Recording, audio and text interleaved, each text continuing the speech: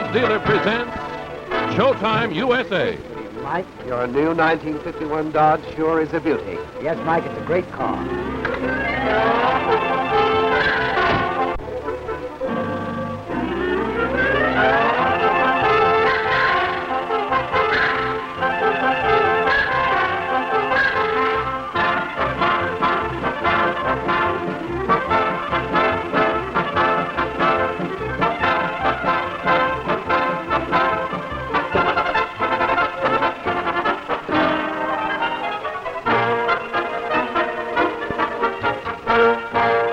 Your Dodge dealer presents Showtime U.S.A. in cooperation with the American National Theater and Academy. Tonight, Vinton Freely, Moss Hart, Gene Carroll, Kitty Carlisle, and Pat O'Brien, Lee Tracy, and Arnold Stang in a scene from the front page.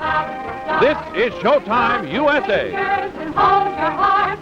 It's curtain time and away we go.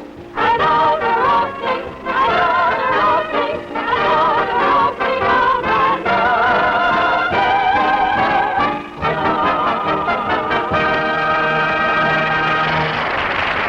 Welcome, ladies and gentlemen, to Showtime U.S.A. Now, suppose you're a theatrical producer. You want somebody to write the book for a musical. So you think about it for a while, and then you say to yourself, well, I wonder if I could get that fella who wrote Lady in the Dark or His Thousandth Cheer. Or if you want to do a big, impressive sort of a production, you begin to think of the dramatist of The American Way or of Winged Victory. Perhaps you ought to do a comedy, though. Well, naturally, you hit upon the man who wrote You Can't Take It With You or the man who came to dinner. Well, if you can get him, you've really got something. Because all of these musicals, all of these comedies, all of these plays were written by one and the same man. We have him this week as our master of ceremonies. And so, ladies and gentlemen, one of the very great playwrights and directors of the American theater, Mr. Moss Hart.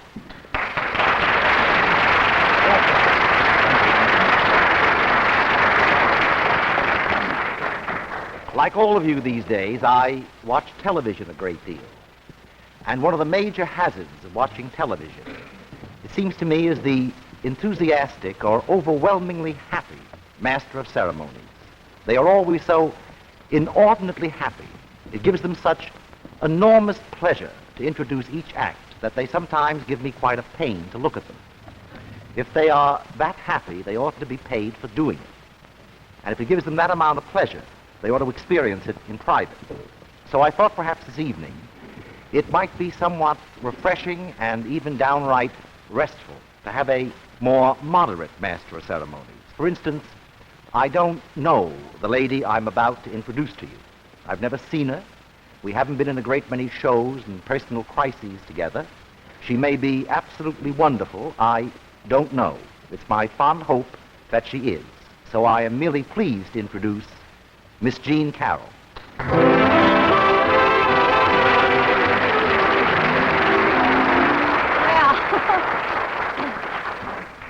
I'm supposed to say good evening. Well, it's not a good evening. I never felt so miserable in my life. I hate everybody. I'm nasty, rotten, mean. I'm on a diet. You can laugh. You probably stuffed yourselves like pigs. Look at you. Probably had turkey, steak, pie, potatoes, ice cream, coffee, whipped cream. You can laugh.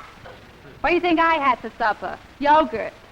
I feel like crying. It's not my fault I'm a little heavy. I had a baby. I didn't gain any weight when I had her. I gained weight when she went on solid food. You know, you become a human garbage can. Everything the kid eats, you got to taste. You know, shovel it in. You don't throw anything out. Only one thing that I didn't fight her for, pablum. I didn't like it. I tried dressing it up with cod liver oil. Couldn't cultivate a taste for it.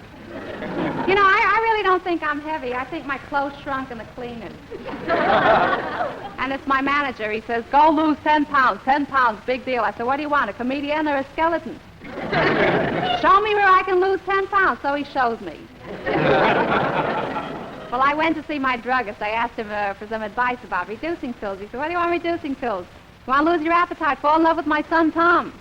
I said, no, I want pills. He said, why be so insistent? Can you get love from a box of pills? I said, can I get double my money back for Tom? You know, people think if you're on a diet, you don't eat, you save money. It's not true. I went to one of those fancy stores on Fifth Avenue, you know, a health store. I got a pound of filet diet nuts for $5. Diet nuts. In my neighborhood, they're Indian nuts with the shells off. For a week, I practically starved myself between meals. I ate nothing but nuts and water. Oh, Henry. Gained 8 pounds. So I went to one of those sporting goods stores. You know, the clerk showed me one of those, the reducing horses. It's sort of a padded dummy with handles. Looks just like the druggist's son. I said, how does this make you lose weight? He said, it's wonderful. You grab it by the handles, you jump 4 feet in the air over it. I said, no, that's not for me. He said, listen, you don't know how low the price is. I said, listen, you don't know how low my ceiling is. All right, but you see, I have a friend. She's always gone to these massages, masseuses, Turkish baths, steam baths, so I tried that. I'm sitting in the steam room, I'm ready to die, I'm ready to faint. This fat, listen, is she fat? It's embarrassing. Every time she steps into a taxi, the driver rushes her to a hospital. So, you see, I'm sitting up there, a lot of women. One woman says, what are you doing, trying to lose weight? I said, no, it's a cold day. My landlord doesn't give enough steam. My girlfriend, of course, she can't help being fat. It's psychological. It's a gland. A gland, the mouth, never stops eating. This is a gland. I said, what do you eat so much? She said, I eat because I'm nervous. I said, what are you nervous? She said, I'm nervous I won't get enough to eat, so I eat a lot. She weighs 320 pounds, and if I could only lose 20 pounds, I'd be happy. But she has a very scientific way of losing weight. You see, she eats hot fudge sundae, French fried potatoes, 14 pieces of bread and butter with every meal. But at the finish of the meal, out comes a little bottle with saccharin. God forbid, sugar is fattening. You never put sugar in the coffee. Listen, I don't want to be bothered. One woman says, why don't you go to my doctor, Dr. Slack? He's wonderful. He's been treating me for years. By the looks of it, I've been treating her to cream puff. Dr. Slack. No wonder he's a horse doctor. But anyhow, I went over and I tried the massage. I lay down on the table. Right away, the big husky dame started to hit me. I said, what are you hitting me? What are you beating me? She says, shh, I'm doing this. She started to hit me on the back. I said, what are you doing? Looking for a secret panel? There's nothing hidden there. What are you doing? She says, quiet. Started to pull my leg out. I said, ow! She says, you want to lose weight? I said, yeah, but I don't want to lose a leg. Let go. I'm on television. She says, big deal. You're on television. So am I. I'm a wrestler. That's enough of that nonsense. No more massage, no more steam room, nothing. All you have to do is have a little willpower. Don't give in. You know, I'm talking about food. I'm so hungry I could die. You think, honest to God, you think I'm going to be weak like most people I know? You think I'm going to give in, undo all the good work I've done? You're absolutely right. I'm going out now and eat a big steak. Good night.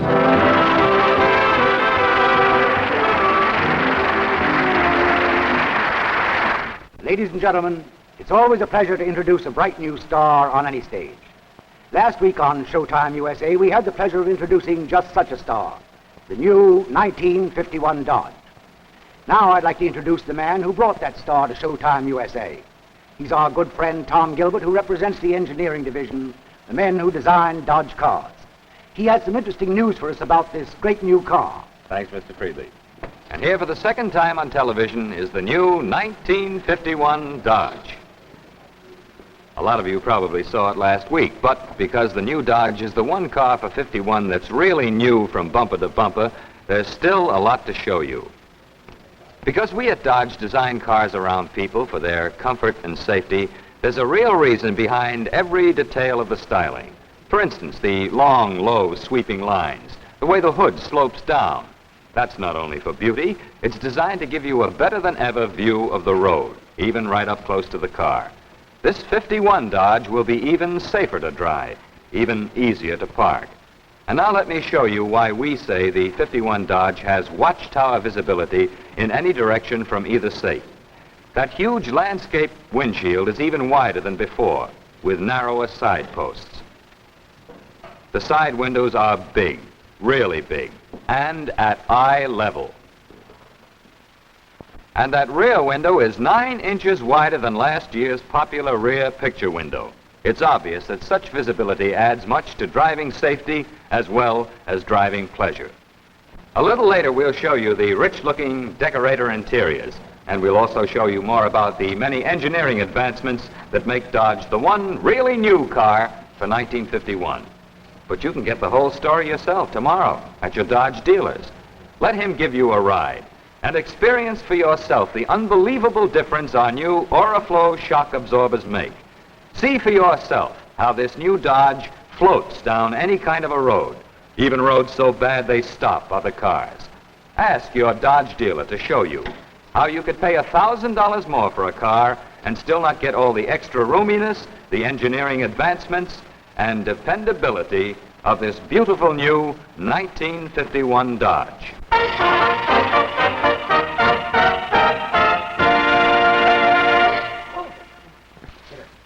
Having made a few perhaps unwise remarks in presenting Miss Carroll to you, I find myself somewhat baffled and in a little difficulty in introducing this next lady.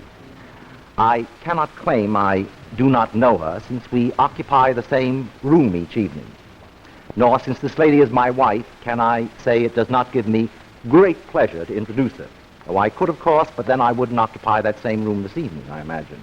I could dodge the issue by introducing her as the star of various assorted musicals and movies and plays, such as She Loves Me Not with Bing Crosby, Night at the Opera with the Marx Brothers, White Horse Inn, Champagne Sec and the Three Waltzes. But then I might be accused of some extravagance and partiality toward relatives. I could with great justice present her as a wonderful wife and mother, but I'm sure that you as well as myself can imagine the scene that would take place when we got home this evening. What kind of an introduction was that? So, since marriage makes cowards of us all, I shall simply introduce her with the name her parents gave her, Miss Kitty Carlisle.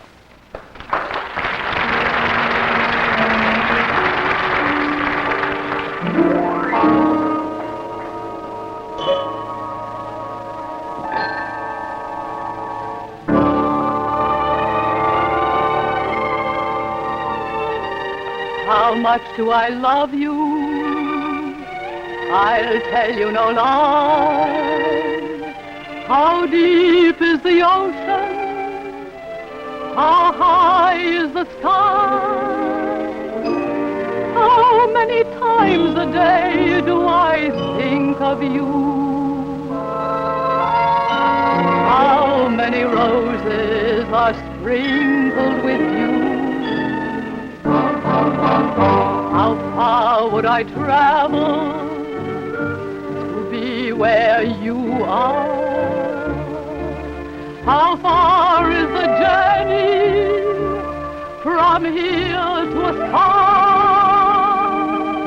And if I ever lost you, how much would I cry? How deep is the ocean? How high is the sky?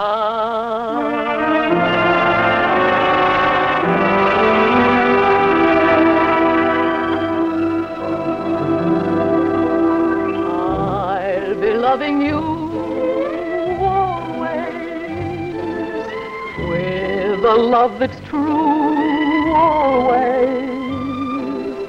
When the things you planned need a helping hand, I will understand always, always. Days may not be fair always. That's when I'll be there always. Not for just an hour, not for just a day, not for just a year, but always.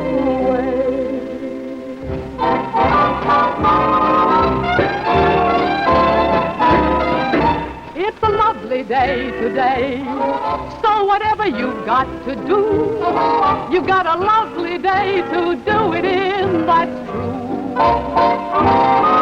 And I hope whatever you've got to do is something that can be done by two. For I'd really like to say it's a lovely day today. And whatever you've got to do, I'd be so happy to be doing it with you.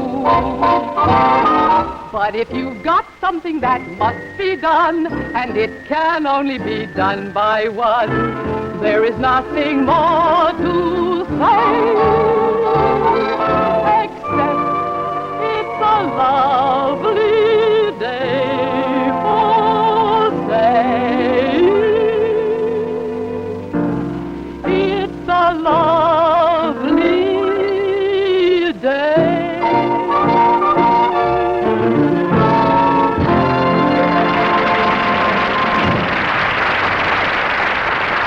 Here's the one really new car for 51, the great new Dodge. See the modern, massive new front. And here's the new, bigger windshield with smaller corner posts for even greater visibility. Just look at those long, low, sweeping lines that set the style in any company. And inside, Dodge is a honey with new decorator-designed interiors and a completely new instrument panel in handsome Morocco grain effect. Just look at all that extra room. For all its low, sleek lines, this new Dodge has even more headroom inside than last year's big car. For the long pull ahead, there's no car like a dependable, long-lasting Dodge. Your Dodge dealer has just put this new 1951 Dodge on display. See it tomorrow. You'll find you could pay $1,000 more for a car and still not get all the new beauty, the rugged dependability of the completely new 51 Dodge.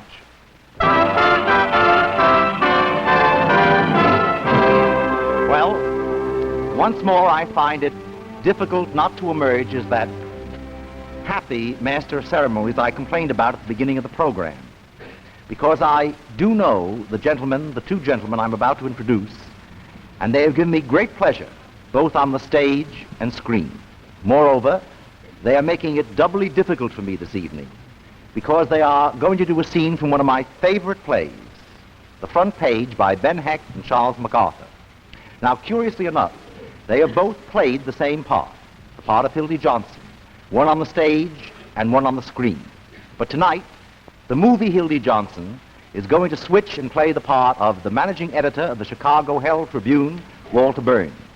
I refer to that fine actor who is sorely missed on Broadway these days, Mr. Pat O'Brien. And to recreate his stage role of Hildy Johnson, another Hollywood star who has fortunately come back to the theater, to the grease paint and the curtain calls, Lee Tracy.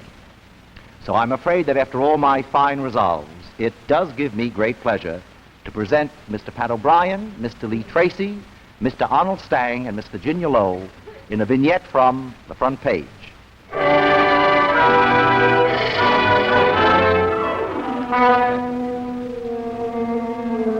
do you do? This is the desk Hildy Johnson used to sit at. And over there, Walter Burns used to sit in an office. Boy, oh boy, what a couple of guys they was. Us reporters still tell stories about them. I got a couple of minutes till the mail edition goes to bed, so I'll tell you what I'll do. I'll tell you one of them right now. See, it all started when Hildy decided to quit the paper. He was engaged to some girl named Peggy then, and she talked him into going to New York with her, you know, to get married and work for some advertising agency. Well, the morning that Hildy goes down to the press room of the Criminal Courts building to say so long to the gang, you know what I mean? Earl Williams cracks out of jail. 24 hours before he's supposed to swing for murder, and Hildy is right there on the scene. But he don't know what to do. Should he cover the story for the paper, or should he keep his promise to this girl, Peggy? Just then, Earl Williams crawls into the room right under Hildy's nose. Do you know what this means? It's the biggest scoop of all time. So Hildy stashes the killer in the desk, and he calls Walter Burns. Burns is the hottest managing editor that ever hit this town. In 8 minutes, Walter Burns is in the press room with Hildy, taking charge of the whole story. He's making plans for carrying the desk out of the building and getting ready for the biggest yarn that ever hit Chicago. Naturally, this is no time for Hildy Sweetie to come strolling in. Hello, Duffy. Hello, Duffy. I want you to tear out the whole front page. Johnson's writing the lead now. Hildy. What are you doing here, miss? Hildy. What? Hello, miss. You can't come in here. Get out of here, miss. Never mind the Chinese earthquake. I don't care if there's a million dead. Now, look, Peggy, I got to ask you to do something. A big favor. You're not coming. Don't get sore and fly off the handle, Don. What You're happened not. was... Tell me. Hildy, tell me the Take truth. all those Miss America pictures off page 6. Now, look here, little girl. You're doing this to him. He was going and you stopped him. Now, listen, Peggy, wait. Something happened. Wait till I tell you. I couldn't... I'm not going to let you do it. You're coming right now with me.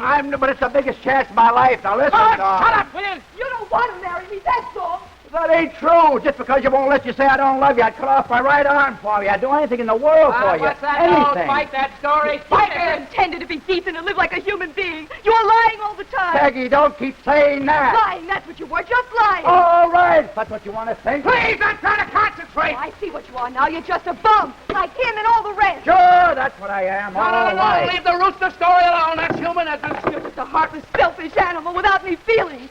And your work. It's all your fault. If you think I'm going to... Shut up, will you? Sure, that's what I am, a bum. That's all I want to be, without any feelings. Get all the butch as quick as you can. You never did love me. You couldn't talk to me like that. If you want me, you'll have to take me as I am. Down with a cane. I'm no stuffed shirt writing peanut ads. I'm a newspaper man. All right. If that's the way you feel, Hildy, I never want to see you again. Goodbye. Shut up. Hello. Peggy. Duffy, the edition's gone in yet? So, never mind the mail trains. You're not working. Wait a minute, Duffy. I'll call you back. Oh, come on. Come on, Hildy. Tear into it. You got a story to write. You just ruined my whole life. That's what you've done. We got to be ready for those boys when they come here to carry out their desk. What a fine horse's bustle I turned out to be. See now, the window's out. Well, we could start a fire, have the fire department move it out in the confusion. She was the most wonderful girl I ever knew. She had spirit, brains, looks, everything. What are you talking about? My girl, who do you think? Oh, don't start grumbling about your girl. You got a story to write. Practically told her to blow like she was some stranger. Acted a man like the first time in your life. Come on now, you've got a story to write. I'll never love anybody else again. They don't come like that twice in a man's life. Oh, come on, Hildy, you'll sleep it off. I got too much on my mind. When she was sick in the hospital and you sent me on that wild goose chase all over Kentucky, for 3 weeks she never even complained. Sick in the hospital. Ha! She was. She nearly died. Sure, she didn't complain. She just nearly died, that's all. I'd have been on that train right now. I'd have been halfway to New York. Oh, listen, Hildy, I was in love once with my third wife. Yes, I was sweet to her. Let her have a maid and everything. Never mind. Oh, yes, I trusted her. And then I let her meet a certain party on the Tribune, and what happened? One night I let myself through the bathroom window unexpectedly, and what I find there I don't want to hear about it. And the next morning, what do I find right across the front page of the Tribune? My traction story that I've been saving for 2 months. You know a lot about women. You never even met a decent woman. You wouldn't know what to do with a pure girl. Oh, yes, I would. You take that back. No. Wait a minute, Hildy. Wait a minute. What do you think women are, flowers? Take that woman that shot the dentist. And Mrs. Petrus. Her husband comes home all tired out, takes 1 spoonful of soup, drops dead, arsenic. And the dame that burned her husband up in the furnace. Well, you wait in the business as long as I have, you'll find out what women are. I'm a sap listening to you. Gonna name streets after me. Hildy, you'll be all right. Here, take a sip of this. You're a little nervous, that's all. I'll take that. I'll get drunk tonight, and I'll stay drunk for the rest of my life. I'll be a newspaper man, right in your class. Hey, would it be all right if I call the sheriff an animal at bay? Call him a jerk if you want to. Duffy! Duffy! Well, never mind your diabetes. You stick on this phone. Well, between the two of them, they got their story all right. And once the presses is rolling on the sweetest little exclusive ever carried by the Examiner, that's the time this Peggy girl decides to go after what she wants. Which, of course, is Hildy. Walter, I'm all washed up. I mean it this time, Walter. Oh, Hildy, if only I thought you did. Listen, Peggy. If I'm not telling you the absolute truth, may I drop dead right now. I'm going to New York with you tonight. If you'll give me this one last chance, I'll cut out drinking and swearing and everything connected with the newspaper business. I won't even read a newspaper. This time I'm through, and I mean it. I know I don't deserve you, Peggy. I've done everything in the world to prove that, I guess. Oh, darling, don't talk that way. I want you just the way you are, anyway. Well, gee, Hildy, I didn't know it was anything like this. I'd be the last one in the world to stand between you and your happiness. What? Why, sure. I love you, you crazy galoot. You ought to know that. You're getting a great guy, Peggy. Never mind the Valentine. Goodbye, you lousy heel. So long, Hildy. You're a great newspaper man, and I'm sorry to see you go. Mighty Well, sorry. If I ever come back to the business, which I won't, you're the only guy I'd ever work for. You know that, don't you? Oh, I'd kill you if you ever worked for anybody else. Ha! You hear that, Peggy? That's my diploma. Oh, Walter, I don't know what to say. 12 years we've been knocking around together before you were born. You remember that time we had to keep that bigamist undercover? We hid him in a sauerkraut factory. Yeah, and Peggy, get him to tell you about that poisoning case, the time we stole the old lady's stomach, right out from under the coroners and all. We had to hide for a week, the two of us. Darling, I want... you don't want to go to New York, down deep. Huh? Oh, kid, what do you mean? I was just talking. I'd feel worse if I stayed, I guess. Hildy, if I thought you were going to be unhappy, I mean, if you really wanted to stay... Oh, I wouldn't let him go. Go on, Hildy, before I make a city editor. Hurry up, Peggy. He means that. Well, wait a minute. Huh? Is it all right if I kiss the bride? Sure. It's okay by me. Go ahead, Mrs. Johnson. Thank you. Time's the train go? Well, there's another one at 12:40. New York Central, huh? Well, I wish there was time to get you a little wedding present. Kind of short notice. Oh, thank you, Mr. Burns, but Hildy's all the wedding present I want. Now, wait a minute. I want to give you something to remember me by. You can't go just like this. Here. Oh, forget it. No, Walter. Now, wait a minute. You're going to take it. This watch is a present from the big chief himself. And there's a little inscription inside. It says, to the best newspaper man I know. Now, when you get back to New York, you can scratch out my name, put yours in its place if you want to. I kind of hope you won't. You know I wouldn't do that. Here. Well, that's the first and the last thing I ever got from a newspaper. Goodbye, Mr. Burns. I always had a queer opinion of you, Mr. Burns. I still think you're a little peculiar, but you're all right underneath. I mean, I think you're a peach. So are you. You look just like a little flower. Goodbye, you big baboon. Goodbye. Goodbye, Hildy. Take care of yourself and the little girl. There we go. Penny of 'em. Bye.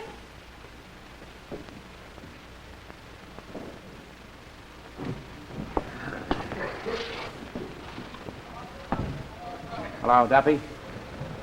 Duffy, I want you to call the chief of police of LaPorte, Indiana. That's right. Tell him to meet the 1240 out of Chicago, New York Central and arrest Hildy Johnson. Wire him a full description. The son of a gun stole my watch.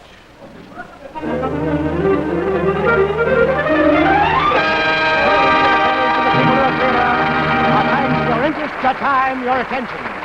Next week on Showtime USA. Your Dodge dealer presents Vinton Friedley, Vera Zarina and Hugh Lang, Bill Silvers and Joey Fay, and Bert Lahr and Gene Parker in a scene from Burlesque. This is Showtime USA.